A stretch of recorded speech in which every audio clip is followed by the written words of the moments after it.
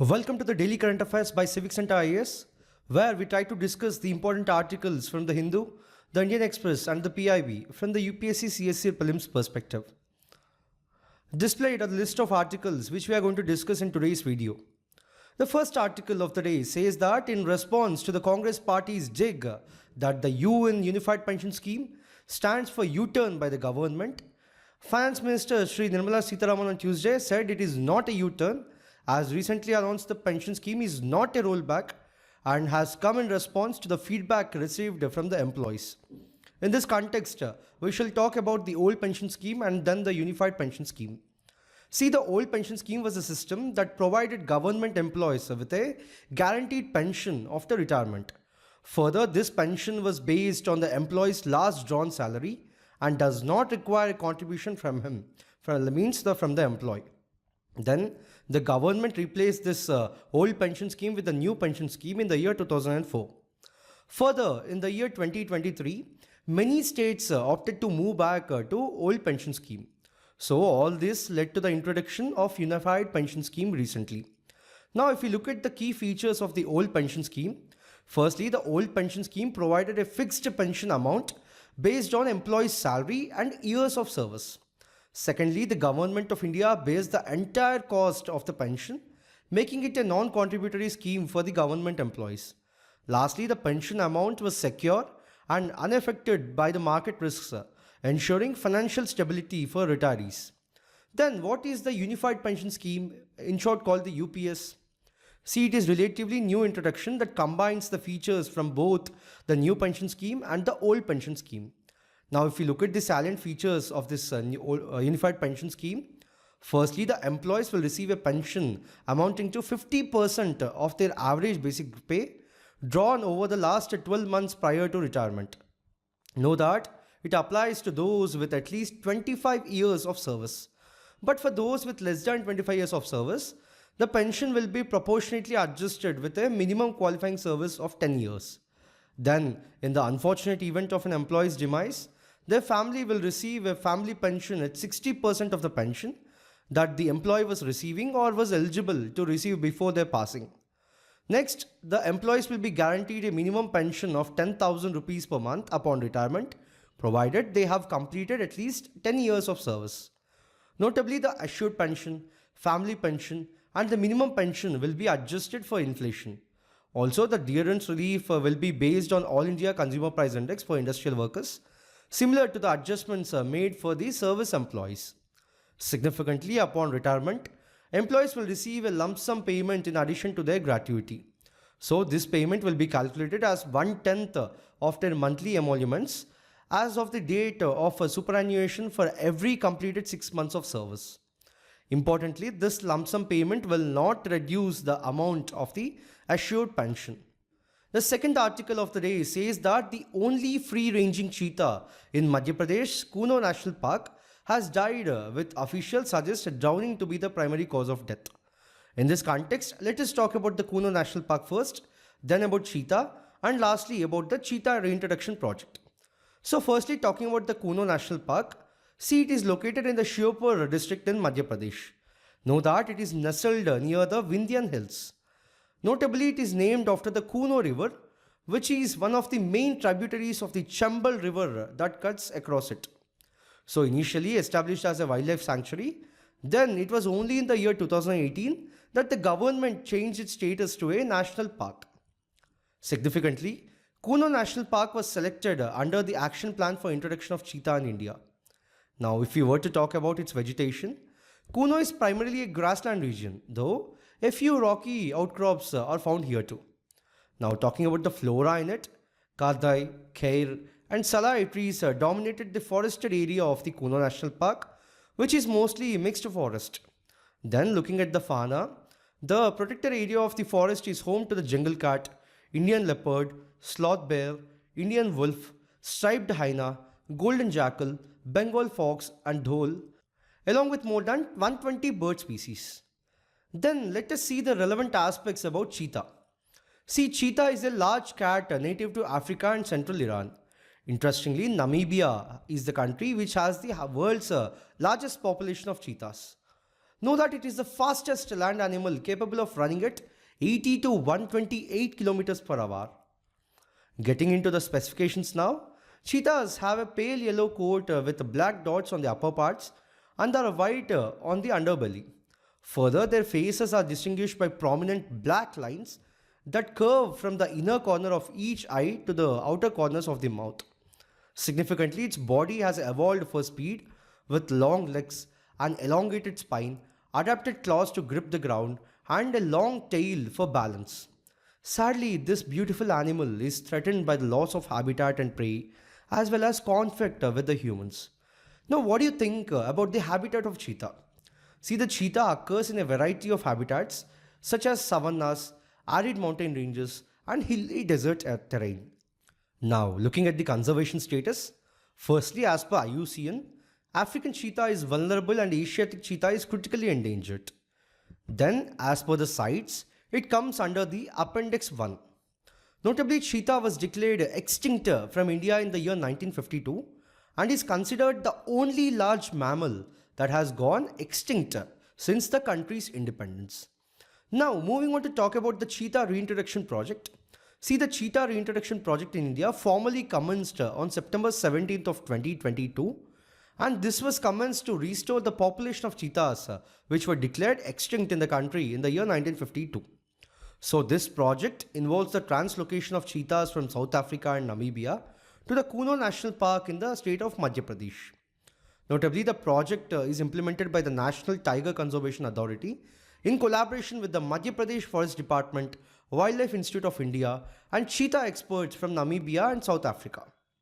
The next article says that the government aims to open more than 3 crore accounts under the Pradhan Mantri JanDhanYojana, in short called the PMJDY, during the current financial year 2024-25, according to Finance Minister Nirmala Sitharaman.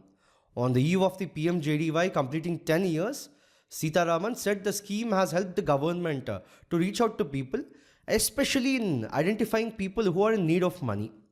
In this context, let us talk about PMJDY.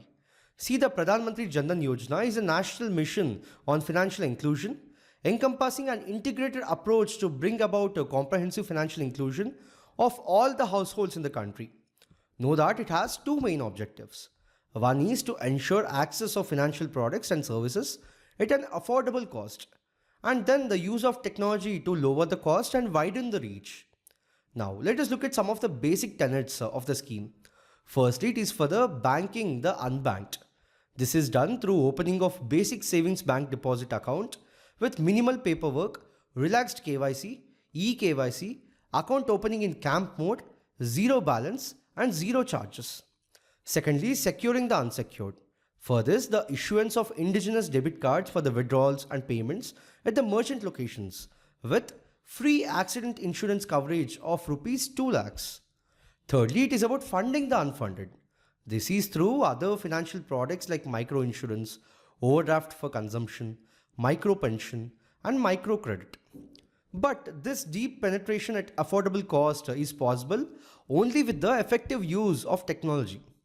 Significantly, the plan envisages universal access to banking facilities with at least one basic banking account for every household, financial literacy, access to credit, insurance, and pension facility. Additionally, the beneficiaries would get a RuPay debit card having inbuilt accident insurance cover of rupees 1 lakh.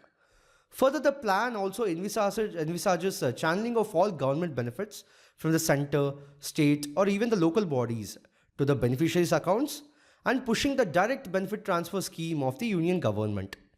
Also, the technological issues like the poor connectivity, online transactions will be addressed. Notably, the mobile transactions through telecom operators and their established centers as cash out points also planned to be used for the financial inclusion under the scheme. Lastly, an effort is being made to reach out to the youth of this country to participate in this mission mode program. The next article says that in a fresh shot to get listed, the National Stock Exchange has filed for a no objection certificate with the Securities and Exchange Board of India for the approval of its initial public offering. In this context, let us talk about the IPO first, then about SEBI. See, what is an IPO? See, it is a type of issue where an unlisted company raises the capital by making a fresh issue of the securities or offering its existing securities for sale to the public for the first time. Now, who is allowed to invest in an IPO? Know that the qualified institutional buyers is a category of investors that includes the foreign portfolio investors, mutual funds, commercial banks, insurance companies, pension funds, etc. Hence, the qualified institutional buyers are those institutional investors who are generally perceived to possess expertise and the financial capacities to evaluate and invest in the capital markets. Then, where do the proceedings of the IPO go? See, if the issue raises fresh capital, the proceeds of the IPO go to the company and can be utilized for future growth, expansion, debt reduction, etc. Further, if the issue involves the offer for sale by promoters or existing investors, then the money goes to them and not to the company. Now, moving on to talk about SEBI.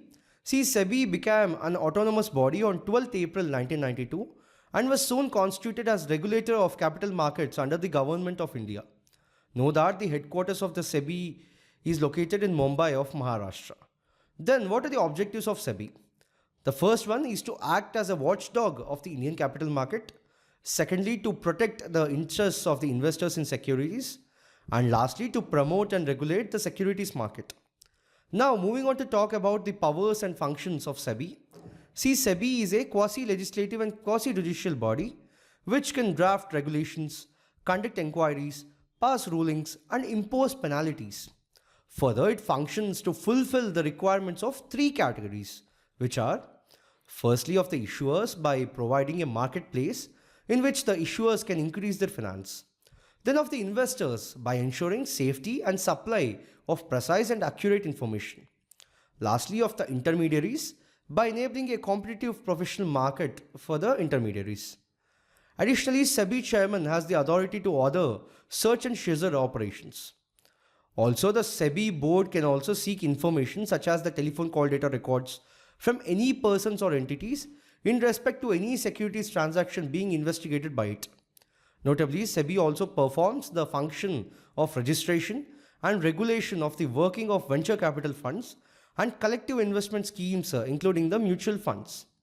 Lastly, it also works for promoting and regulating self-regulatory organizations and prohibiting fraudulent and unfair trade practices relating to securities market.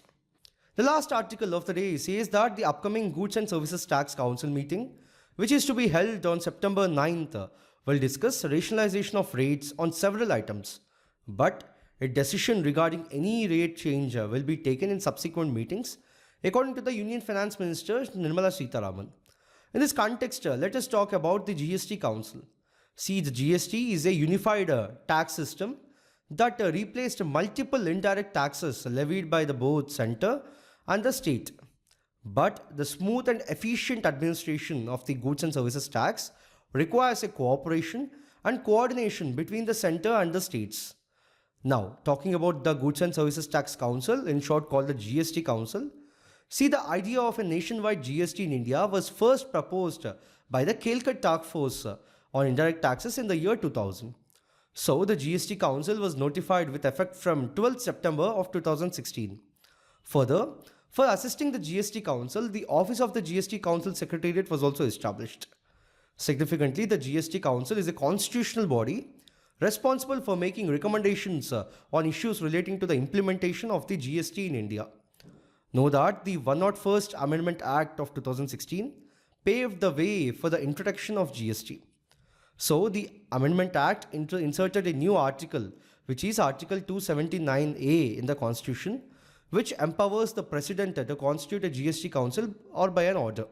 Then, talking about its members, see, the members of the council include a Union Finance Minister as the chairperson, the Union Ministers of State for Finance from the center. Further, each state can nominate a minister in charge of finance or taxation or any other minister as a member. More importantly, the GST Council is required to make recommendations to the center and the states on the following matters, which are firstly, the taxes, cesses and surcharges levied by the center, the states and the local bodies would get subsumed into GST. Then the goods and services that may be subjected to or exempted from the GST. Thirdly, the model GST laws, principles of levy apportionment of GST levied on supplies in the course of interstate trade or commerce, and the principles that govern the place of supply. Next, the threshold limit of the turnover below which the goods and services may be exempted from GST. Further, any special rate or rates for a specified period to raise additional resources during any natural calamity or disaster. Lastly, recommending the date on which the GST may be levied on petroleum crude, high-speed diesel, motor spirit petrol, natural gas, and aviation turbine fuel. So, in this video, we have talked about 5 articles in total from the Indian Express of Delhi edition from the UPSC CSE prelims perspective. We'll be back again with another video tomorrow. Thank you.